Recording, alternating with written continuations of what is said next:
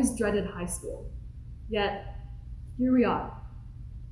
Because in movies, high school was portrayed as a place where bullies lurked in the hallways and social hierarchies dominated the classrooms. But in reality, there were far more threatening things. Being a high school student, there's always so much that's on our plates. The constant juggle between academics, sports, club contributions, social interactions, along with the pressure to choose a post-secondary path, is what makes high school so tiring for so many students out there. And coming from a family that greatly values academic success, I've always felt this strong pressure to excel in my studies and to aim for nothing but the very best in all of my academic pursuits. And so this mindset, along with the peer pressure that is present in my high school environment, has made it very hard for me to maintain a sense of self-worth and adequacy. I mean, it's hard, right, not to feel pressured when you walk around the hallways and you see a kid with a 1600 SAT, another one who's involved in one of the most influential clubs in the school, and another who's already got varsity sports under their belt. And so I began to ask myself one question repeatedly, and that is, am I doing enough? See, I wanted to do it all. I wanted to excel in all of my courses, run a club, play sports, while somehow still having the time for a full social life. Unfortunately, things didn't quite work out my way. As I stumbled onto my second all-nighter, trying to work through the various AP and SAT practice tests, all while studying for finals, running a club, playing golf, and applying to summer programs at the same time, I was on the verge of a mental breakdown. And I knew that there was a dire need for a step back to reflect. See, I wasn't comparing myself to just one person, but rather, I was comparing myself to those highlight achievements of a group of people. There is simply no way that I, your very typical high school student, will be able to do all of those things to the same extent without burnout. And during my reflection process, I had to ask myself yet another question. And that is, why am I doing those activities? I've thought about it for a long time, and when I couldn't come up with an adequate answer, that was when I realized I wasn't doing them because I was passionate.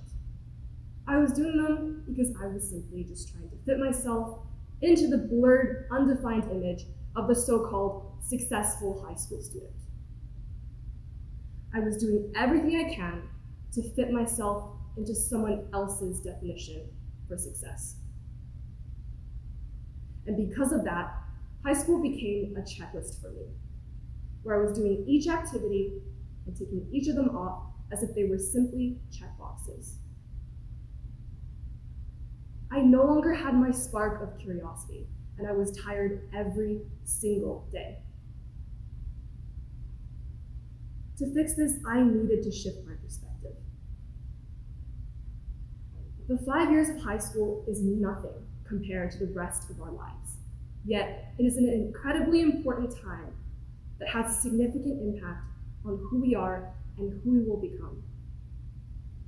It's a tool for our transition from adolescence to adulthood, where the things that we do have a direct correlation to our self-identities. And so now, rather than blindly trying to fit into someone else's definition for success, I had to think of my own. There were two things that I know for sure. I love science, and I love the lab work that comes with it. Immersing myself in the world of science, whether it's conducting experiments in the lab or researching about those mind-boggling theories online, fills my day with never-ending excitement. And high school was that perfect tool to harness my passions. I started taking all the senior science courses, and this time, my motivation was fueled by curiosity, rather than pressure of comparison. And to my surprise, the two things, grades and interest, always come hand in hand. Recently, with the support of many of my friends and teachers, I had the opportunity to start my own science club. And that was where I could use my passion for the subject to spark the interest of many others. That's not to say it was an easy process. Rather, it was one that was filled with many barriers and obstacles.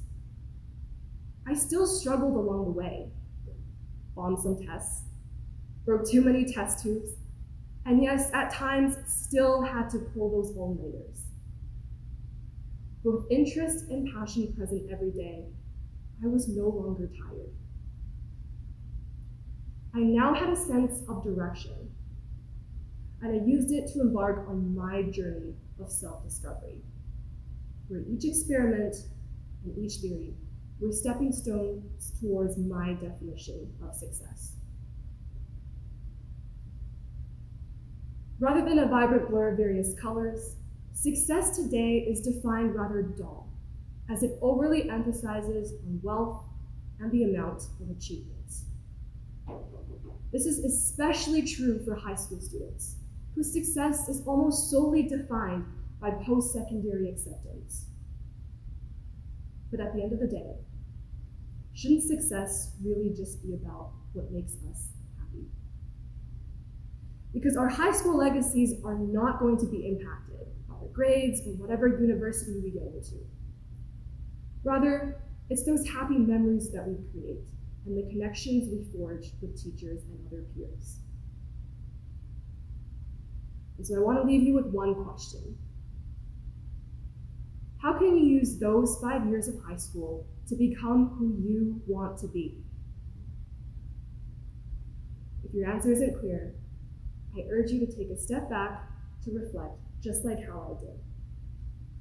Because in the long run, the benefits of answering that question to yourself far outweighs the supposed competitiveness you gain from aimlessly grinding.